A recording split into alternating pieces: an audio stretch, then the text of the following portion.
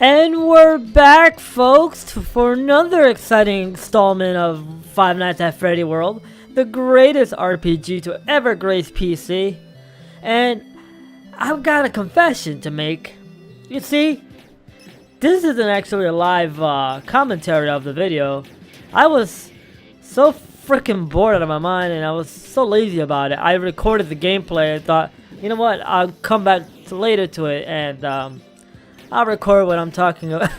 I'll record it as I watch my own video. I don't even know what I did in this video, but I figured I'll react to my own video. I hear that reactors are all the craves today. You know, a lot of people follow that. Real Gag and Tyrone Magnus and Jinx. Oh snap! Another idle chipper, another jobber ass idle chipper that's about to get defeated by my whack ass animatronics. And as you can see here, folks, I disposed of this sub boss pretty easily. He no longer stands a chance. He ain't jump scaring me anymore. And I don't know why I'm facing it. He just so happens to be standing there in my way. And as always, I am the victor. But in the end, I'm also the loser, because we find myself using my spare time to play Five Nights at Freddy World. A game with no substance. A game that took no effort to make. Look as I terrain these ugly clusters of free assets that Scott Cotton managed to put in there together to make you believe you were playing a game. So there we go. There was some tall rats, and I beat the shit out of them. And I have no idea where I'm going. I'm just traveling in a random direction. Freddy's looking for Five Nights at Freddy 1. He's like, hey guys, have you seen a good game around here? Because I'm not in one right now. To more low-level tumults that are, you know, I gotta admit, I like their little animation. They're shifting left and right and their tails wiggling like that. It's kind of cute. I like it. I dig it. But, okay, so there I am, folks. Again, the victor, but as well as the loser, because I am... Not only am I playing this game, but I came back later today to do this recording, as you're hearing now. And there's that glitchy tree, but I'm gonna avoid it. You know that. Oh, and I hit the jump button because I got tired of traveling. I needed that fast travel. Get my Fazbear token. You know what time it is, folks? As soon as I whoop this gear rat's ass, get him out of the way. We're going right back to that mini game because I need some Fazbear tokens.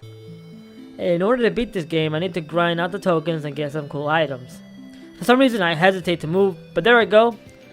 I go ahead and I give this chump 10 tokens, and here we are. We're playing a Facebook flash game in the middle of a indie RPG. It was very innovative. Once again, I admire Scott Cotton for thinking outside the box. While everybody's too busy with their big, you know, using a big budget to make these crazy elaborate ideas, here comes Trailblazer Scott Cotton out of nowhere to make this minimalist, futuristic, out of the box type of indie RPG that would make Undertale blush in envy.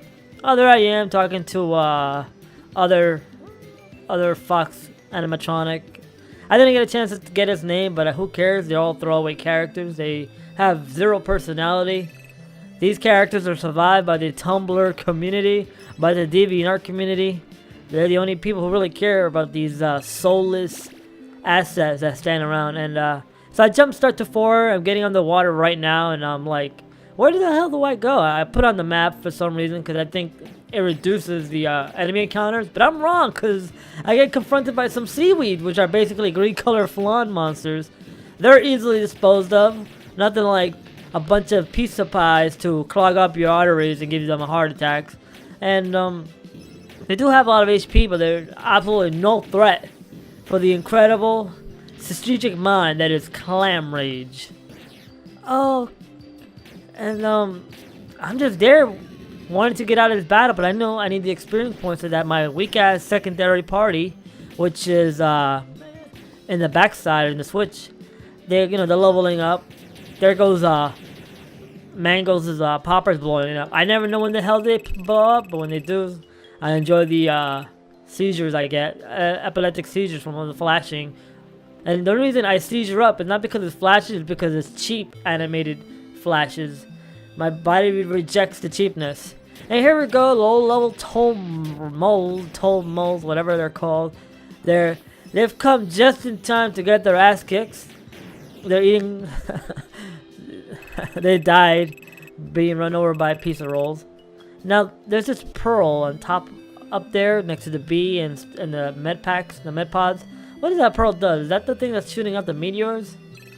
Very innovative for Scott Carton, knowing how to use the amount of assets that he has to use them for multiple purposes.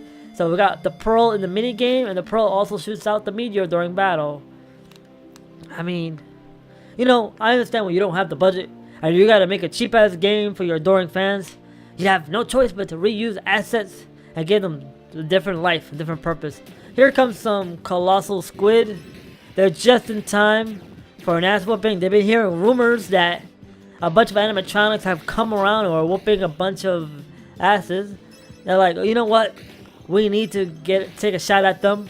And unfortunately, they made a big mistake because nobody takes a shot at Clam Rage. And I can make anybody look good. I'm making Mangles, Bonnie, Freddy, and Chica look real good right now. And oh, hold on, folks. How much? I got 5 more minutes of this. I'm really running out of things to say because this is a boring, repetitive RPG. There are no NPC characters. The only NPC character is the Golden Freddy at the beginning of the game, who helps you through the narrative. That's the only purpose he serves. Alright, so this colossal chump is just about had it. For some reason, us beating his ass turned him into a red X that fades into the ocean. And there I am, praying that I don't have a random encounter as I make my way to that whirlpool at the end of this maze of color swap mushrooms that are growing out of the ocean. And bam! Save the game just in time for a green color flan, I mean a seaweed, to attack me. But fortunately, Freddy's pizza rolls are gonna save me here. They're gonna save me the trouble of beating his ass. Though once again, the water hose, a move that determines how much HP your opponent has, is kind of useless when you don't know how much HP your opponent has. Sort of a gamble every time I use it. 90 experience points for my party. I think somebody leveled up. Might be from my secondary team. I see a bunch of circus tents there. I save. I go in and oh man, look at this cheap color lighting in the foreground. Dogfight, which is a term that means when combat planes fight each other. Anyhow, I'm fighting four these planes, and they're tougher than the opponents I've faced so far. And I'm a little bit worried because they're doing lots of damage and they seem to have a high amount of HP. Once again, thanks to Scott Carton's brilliant pacing of the game and balancing of it, it's hard. You know, it only takes a few steps in any direction to go from an easy battle to overkill. And as you see, folks, I'm getting my ass cooked. Yes, I am. These damn planes are ripping me to pieces. They're probably taking it out on me that they're involved in a bad game. Strange use of this asset. So here comes my secondary team, all low-level animatronics that I have no idea what their attacks are. And fortunately, like the coward that Foxy is, he runs out of there, saving the day. And here are some UFOs to make my B extremely relevant. I go ahead and I think I purchased a UFO here. Do I? Yes, I do. And I add them. And bam, Phantom Marionette. Put it in the box. No, throw it out in the garbage. Delete this game. Right click, delete this game. Leave a bad review. I saved because I realized that it's kind of tough. And there we go. We got some I don't even know. Some nasty ass cake with fruit on it, and I hate dessert with fruit on it. I think this is the last battle. It's pretty much easy because 2-on-4. We basically just jump these guys. Pizza rolls. Okay, for some reason Chica is dead. I didn't realize when she died, but she's dead. And we're starting to lose. Wow, these guys attack pretty tough. So despite having 2 med pods and some characters that heal my party, these cakes hit hard enough to take us out before we can react. Oh, look at that! The snowball attack from the snowman boss bouncer. Once again, Scar Carton reusing reusing moves, and making sure nothing goes to waste. It's giving boss moves to common enemies that have nothing in similar. Oh, there we go, snowball. But I think this Cake's just about had it. Oh, not yet. Forcing my low tier party to switch back in. And man, this monster just won't go down without a fight. Fortunately, Wither Bonnie with a piece of roll takes it out, and I am victorious. For I have survived playing Five Nights at Freddy World. And I guess what I do now, I just stand there shocked that I'm still playing this game. I save the game and I contemplate life. I think to myself, why am I still playing this? What purpose if there's no story? Do I hit the fort jump? Nope. I'm just there thinking, you know what? Can I go through here? Nope. There's a bunch of planes, but I ain't gonna deal with that shit. Run right out of there. I don't know why I talk to Lawbits. I obviously can't afford shit.